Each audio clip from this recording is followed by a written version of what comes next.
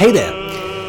I thought what we would do today is the second part of this two-part series that I should probably have called Grandpa Tells a Story, but that is kind of personal reflections on first the process of reviewing pens, and now in this video my own views on fountain pens and how they have changed over the years.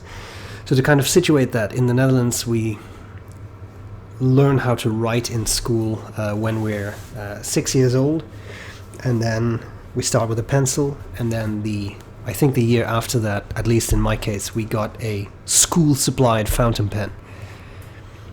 I liked it a lot. My motor skills, psychomotor skills have been poor for a very long time. I struggled with handwriting.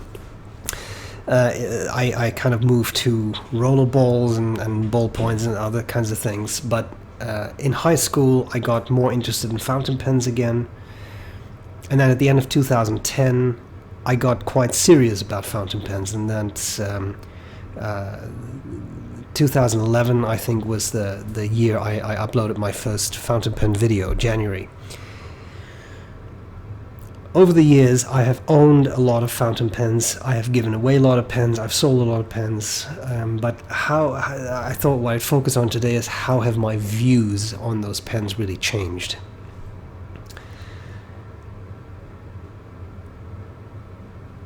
I'm in a very privileged position where I review fountain pens, and therefore companies lend and send me pens. Dozens and dozens of pens I've used over the years. Look, I've over 1,000 videos on my channel, so I've probably used 1,000 or more pens, and that has taught me a number of things. So I have a couple of notes just to give me some talking points, and I'll start here. I like cooking. One of my favorite chefs of all time is from Belgium, Johan Segers. Where is he going with this? Give me a second.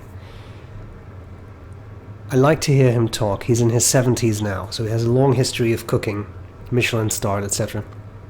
And in one of the interviews I watched with him, he said every era has its evolutions and revolutions. And I absolutely love that saying, because it applies to everything, whether it's culinary history or whether it is fountain pens or anything else in your life. When I got really interested in fountain pens, 2010, 2011, all the rage was flex pens. That was when Noodles launched its initial nib creepers, the kind of smaller pens with, I think, hand-cut ebonite feeds. Everybody wanted flex, and nibs couldn't be flexy enough. And then it moved to different things. We got shading inks. Everybody wanted something like Noodler's Apache Sunset, incredibly shading inks. People loved that. People wanted that. And that was no longer the rage, and then it became sheen. There should be sheen on inks. And that was everyone was developing sheening inks. And then it became shimmering inks. Everybody had to have shimmering inks, little particles in the ink. They may clog your feet, but who cares? It looks cool. That was kind of the thing. And then I started to notice pens getting bigger and bigger. People wanted bigger and bigger pens. And then it became number 8. Now it's number 8 nibs. Everybody wants number 8 nibs. And number 8 nibs are no longer enough. So now you have companies like, say, Magna Carta. They have a number 10 nib. And it's huge. This is not a criticism. I love this pen and I love this nib. What I'm trying to say is, everything flows. Pantare. Everything flows. Everything is continuously in motion. And you continuously see these different kinds of developments. And after number 10 nibs, maybe we're going to get number 12 nibs, or maybe it's not going to be number 12 nibs, but maybe people decide that we need a really fancy filling system, which means you plug a fountain pen into a power outlet and it automatically sucks up. Whatever, there's going to be something. And many times, these things kind of are fads. And I don't mean that in a negative sense, but these things will come and go. Who is heavily obsessed with shimmering inks right now? That's not the thing. And if you are, that's great. I'm not criticizing that. But you see these kinds of developments. Some of those developments are quite positive. I think it's fun that we've had all these different inks. Excuse me. And I know I was just kind of I said something about shimmering inks clogging fees. I was kind of joking, but I mean, it's great, but it's going to be replaced by something else at some point, and you have to accept that. And some of these developments, I think, have been positive. It's fun to have all these different inks, and it's fun to have flex nibs, and it's fun to have bigger nibs. Some of these developments, I think, are less positive. When I got really interested in pens, there were, of course, some exceptions, but $1,000 for a pen, or euros, or whatever, was a lot. And now we see companies launching pens, and they're $2,000 without issue. And people fork that out. It's going to be $3,000 at some point. At some point, pens are going to become unaffordable. That, I think, is a much less positive development. But if people are paying it, companies will charge it, right? So I've seen a lot of these evolutions and revolutions, and they come and go, and it's okay. It's okay.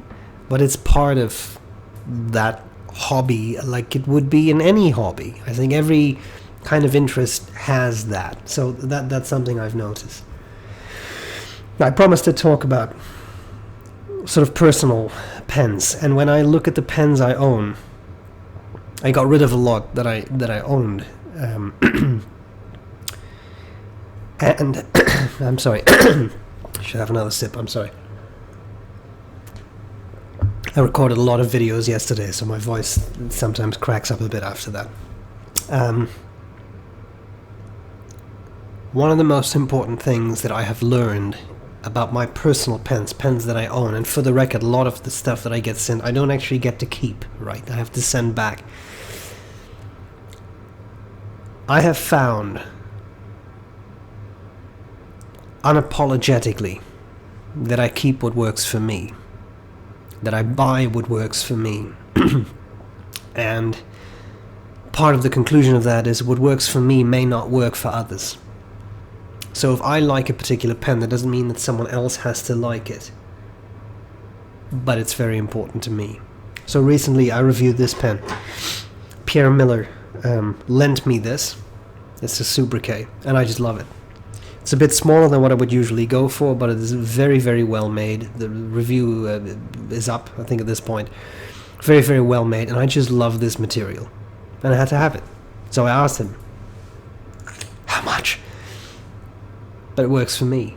And for other people it may not work, but for me, lovely pen.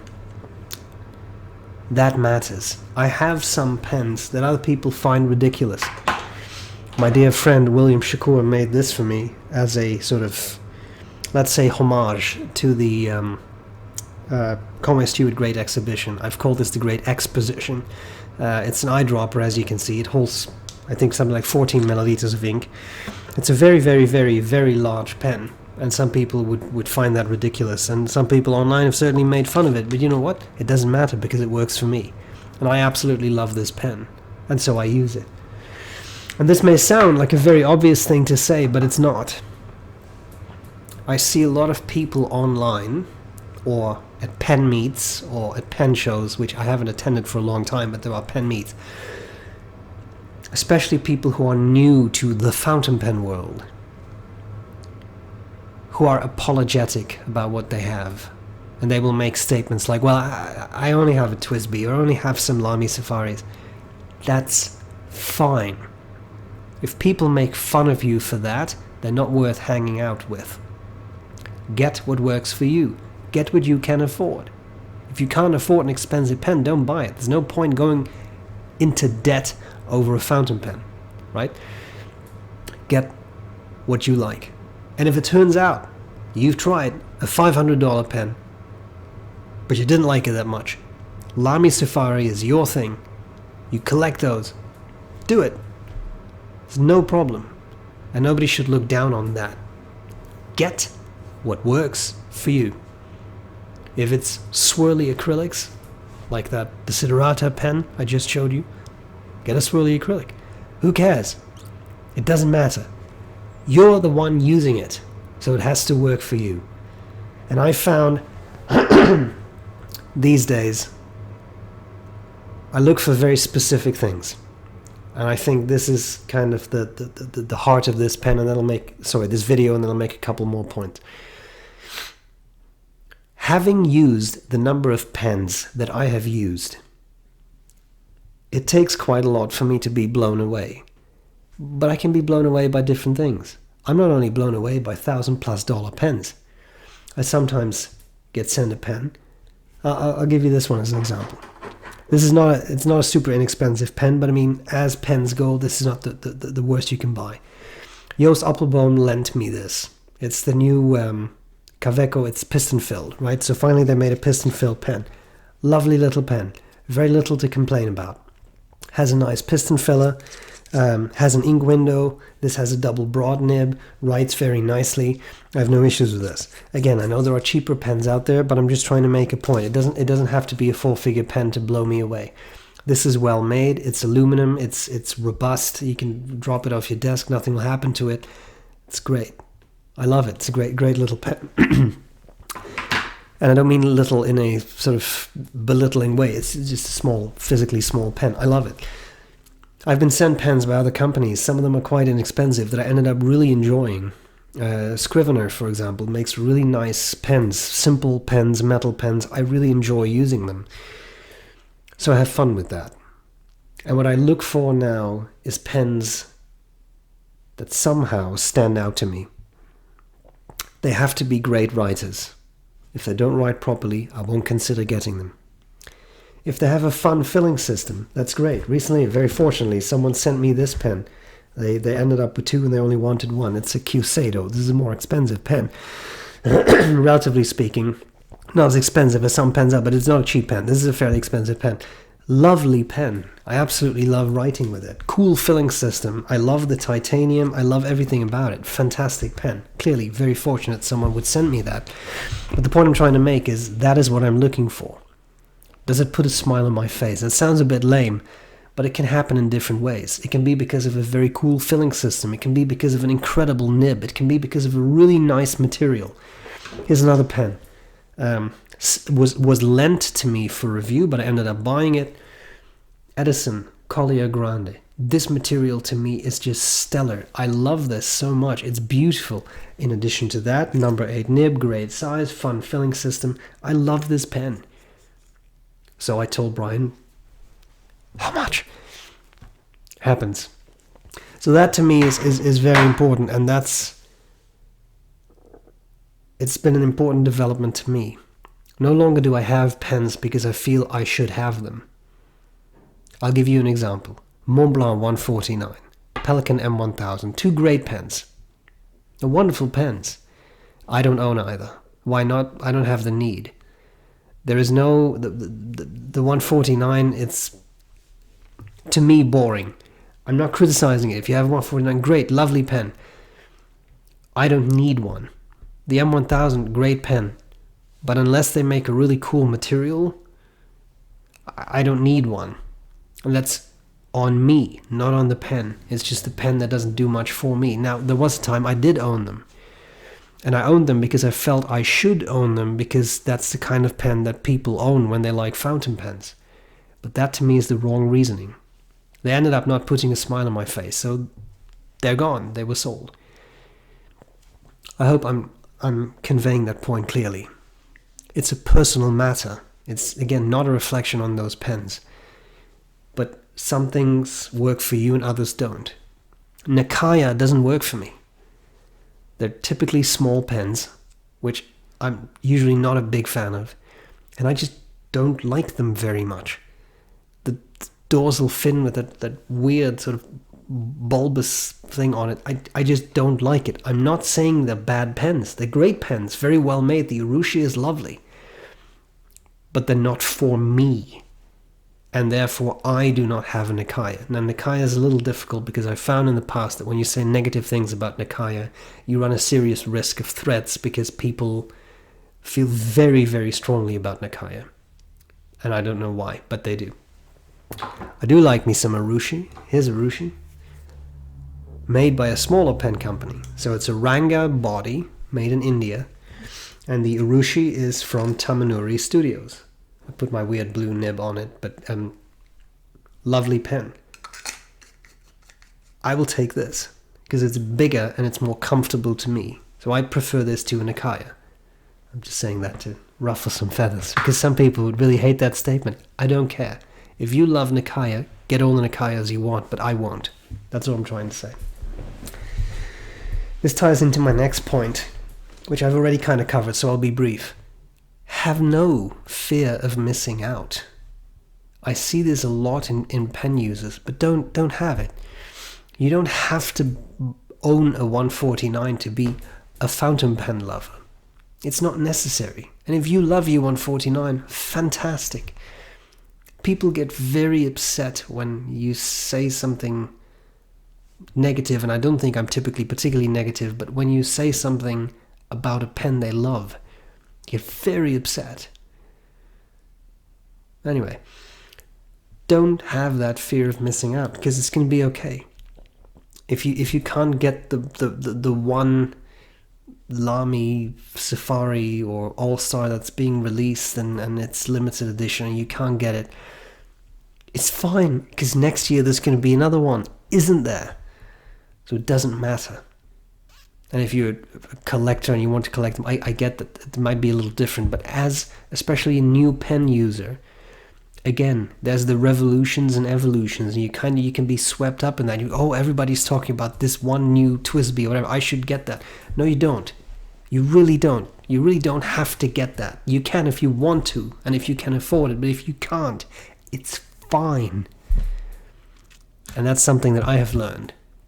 And as a beginning pen user, you tend to find yourself, I've heard it applied to me, but I've heard this from many other people, you find yourself in a phase of exploration. You want to try different nib materials, different filling systems, different pen materials, and that makes sense because you have to sample different things to figure out what you like. But once you know what you like, no longer do you really have to explore. Now you can start to exploit. These are just scientific terms. I wrote a PhD on that. But it matters. I know now. I'm a sucker for specific materials. Like I said, let me hold up 3 pens here. 3 different pens, very different makers. We have here an Edison, a Visconti, and a Desiderata pens. Do you see the pattern? They're all translucent. They're all kind of orange, brownish. They all have some sort of swirl like thing on them. I love this material. I'm not going to apologize for it. I love this kind of stuff because to me it looks very good. And if I were to have a choice, these are 2 very different pens. If I were to have a choice between buying the pen on the left and the pen on the right, there's nothing wrong with either of these pens. One is a Joya, reviews is being shot as we speak, and the other is a Desiderata pens. I will buy that one and not this one. I thought I'd pointed my head for a change. Not because there's anything wrong with the Joya, not at all, but just because it's a very pretty material, but I prefer the other material. So there you are. Sorry for the noise. It matters, but don't have that fear of I should probably, this is a new thing that came out, I should probably buy that. There's another new Scribo feel. There's another new. Only buy it if you really want to. And again, I know that sounds like an obvious thing to say, but not everybody fully realizes that. And I think it's wise once in a while to take a step back and actually think about, do I actually want to buy this? Or am I buying this because it's shiny and new and I feel that I should be buying it? And the final reflection that I have is this, and I felt that I should say something Instagram worthy. It's a journey, not a destination. And I think that's very true. Are there some Grail pens? Of course, everybody has a pen that they say, if money was not an object, if I could get, I would buy it in a heartbeat. That's great. That's something to strive for. Some of them are very rare. It's cool. That's nice. Have something that, one day maybe, etc. But I have found I hardly buy anything anymore. And that's not because I have 1,000 pens. All my pens fit in a 40 pen case. I don't have more than that. And that's still too much, and I'm probably going to do some culling soon because I feel it's getting to be too much. But I'm exploiting. I love what I have. And I typically ink up a pen with a single ink. I know that ink, like here for example, I've just discovered this Monteverde Garnet, I think it's called. I have it in that Cusado I've just shown you. Love that ink. When that ink is out, I'm buying another bottle, the biggest one I can find, because I really like it. But I like that pen, and I like it with that ink. I don't buy a lot of new inks either, because I know what I have and I like that. And it has to really blow me away for me to say, oh, I want to try that. But ink is the same thing I've just been talking about, right? New inks are being launched all the time, new brands. If you feel that it's fun to you to explore them, do so. But if at some point you have 500-600 bottles of ink, you will never be able to use them in your lifetime. Is that worth it? If to you it is, do it. But if not, why? Do you feel pressure to get something because it's new and everybody is posting about it online? Or do you want to get it because you think you may enjoy that ink? It's an important distinction, and I think people should stop and think about those kinds of things once in a while. I have a little drawer of ink. I think if I have 20 inks at this point, it's probably a lot. It's probably less than that. A couple of Mont Blancs, a couple of Watermans, B.R.E. Brown, really the only ink you need. Like I said, some Monteverde inks. Pretty much it. I think I have a little bit of Aurora Black left. So it's a couple of inks. I'm very happy with that because I like all those inks. I know exactly what they do and don't do. I know how they perform. I know I have no issues with cleaning. I have no issues with them destroying pens. So I'm happy.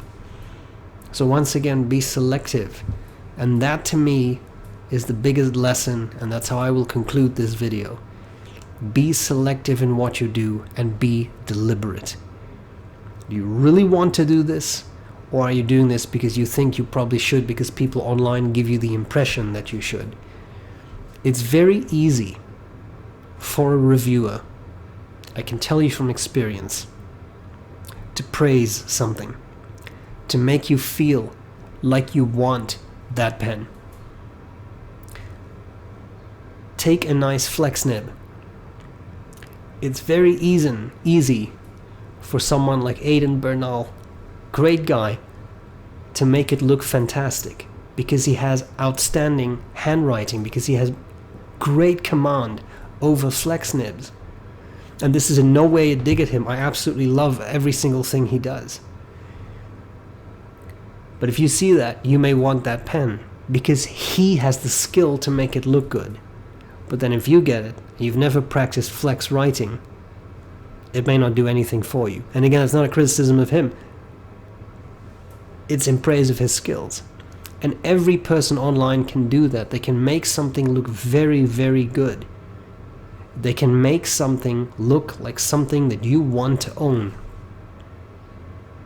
And for me, tying this in to part one of these two videos, I don't want to do that in a review. I don't want to give you the feeling that you should buy it. I want to give you a feeling of what that pen is like so that you can then decide whether it's something you might want to try out, borrow from someone, order, whatever. That matters to me. So, explore if that's fun to you, but don't forget to exploit what you have. Enjoy what you have.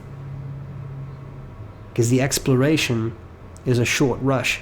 You get something new and it's exciting, but then 2 weeks later you may never use it again. Whereas those things that have stayed with you, this is a good example, right? This Opera Master I've had for a long time, and I still love it. Nib, tuned by Mike Masayama, fantastic writer. Doesn't mean I ink it up every week, but whenever I use it, puts a smile on my face. That's what matters. That's it. Let me know what you think. How has your view on pens changed over the years or months or weeks, however long you've been doing this? What do you think of the exploration, exploitation? I know exploitation sounds a bit negative maybe, but again, it's just a term from the scientific field I work in. How do you feel about that? And do you experience the FOMO? Because the fear of missing out is very real. And I think that we should try and let that go a bit. That's all I have. I hope this was useful. Thank you for watching. I'm glad to see you later. Bye.